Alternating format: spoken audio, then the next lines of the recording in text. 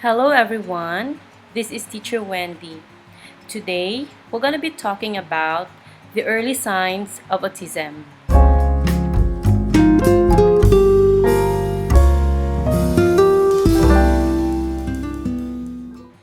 In my experience as a teacher of children with special needs, one of the most common questions that I get, parents are asking, what are the signs of autism? Generally, autism is not diagnosed until 2 or 3 years old yung bata. Pero, some signs of developmental delays are already surfacing as early as 6 months of age. And parents have the power to spot on the red flags or itong tinatawag na mga senyales ng autism. Why is it necessary to be aware of the signs and symptoms of autism at an early age? It is very important for parents and caregivers to be aware of the signs and symptoms of autism at an early age so that you'll be able to speak to your family doctor or developmental specialist regarding the signs that you have seen. Time kasi yung inahabol natin dito.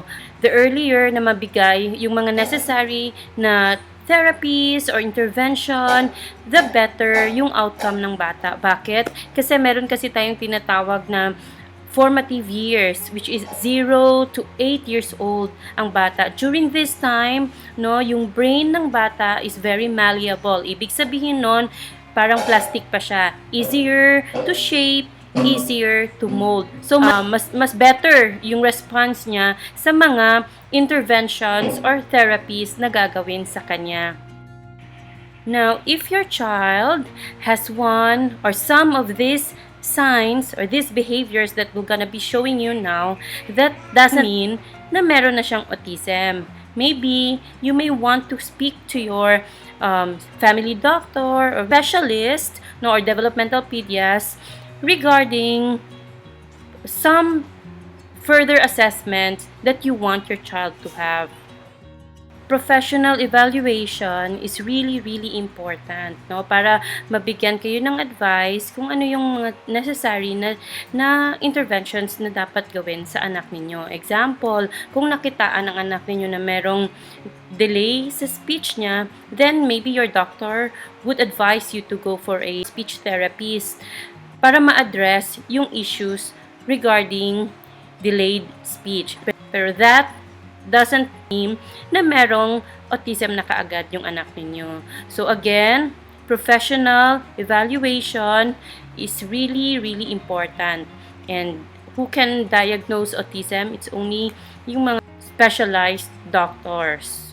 Let's keep in mind that one child with ASD may not have exactly the same symptoms with another child with ASD. The number and severity of symptoms may vary a lot.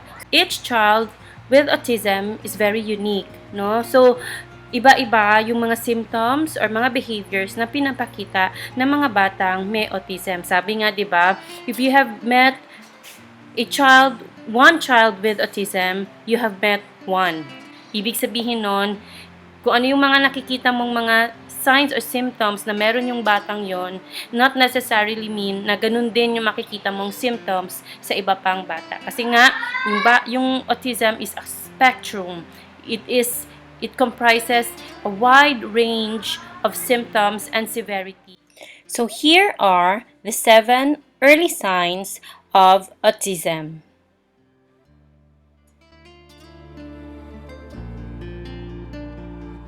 Typical babies will smile back when being smiled at.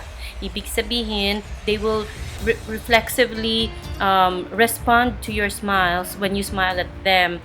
However, children with or babies with developmental delays won't smile back at a caregiver's face or won't respond to a caregiver's smile.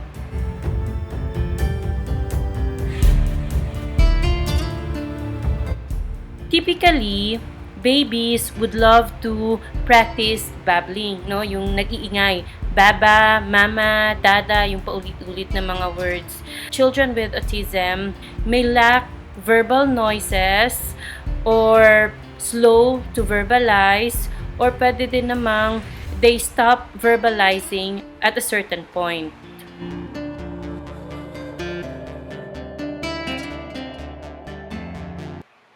Most babies are born with an innate interest in a human face, particularly yung faces ng kanilang mommy or daddy or ng kanilang caregiver, somebody that they are familiar with.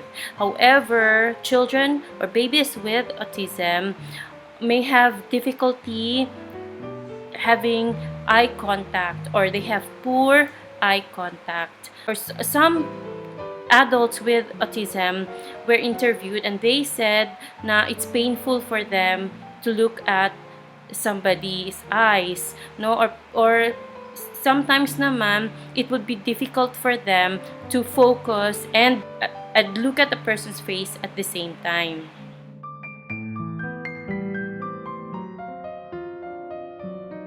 Another thing to look out for is the use of gestures. Now, infants would, by the age of 10 months, would start communicating through gestures. Now, for children with autism, they may have difficulty using these gestures, or they won't use it often, like pointing, nodding, or shaking. No, nodding when if you want to say yes, or shaking if you want to say no. No pointing, and they have difficulty also in understanding gestures. Like parent would shake his head, that means no. A child with autism would have difficulty understanding that. Or maybe pwede din naman na if the caregiver or a parent would try to pick the baby up, a child with developmental delays won't respond, won't reach out his hand to respond to that.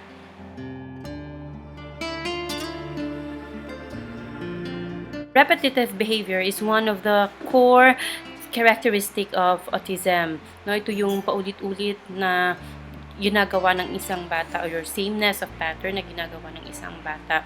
Example,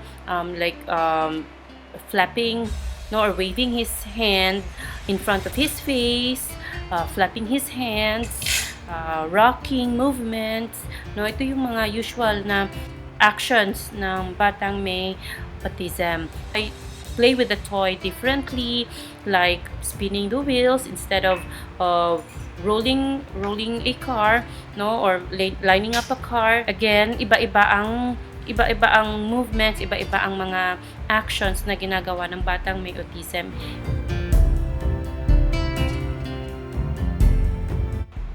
Babies would usually respond to their name by the age of 9 months. However, children with autism won't respond to their names when you call them. Kahit na paulit-ulit mo na silang tawagin, they won't respond to you. But they will respond to some other sounds.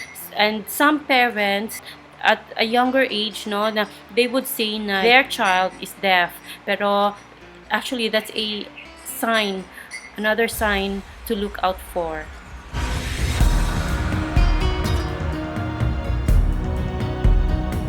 Imitation is one of the most important skills that a child would learn at an early age.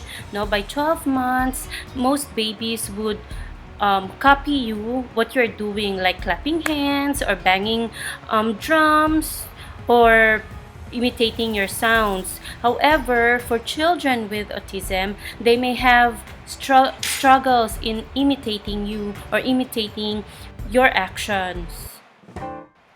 So ito yung ilan sa mga common na early signs of autism. Again, if you have seen one or more of these signs na meron yung anak nyo, it doesn't mean na meron na siyang autism. But you might want to to speak to your family doctor or mga specialist regarding the signs that you have seen para ma-assess siya at mabigyan ng necessary na intervention. So thank you everyone for watching. I hope you have learned something new today, and I hope that you find this video helpful.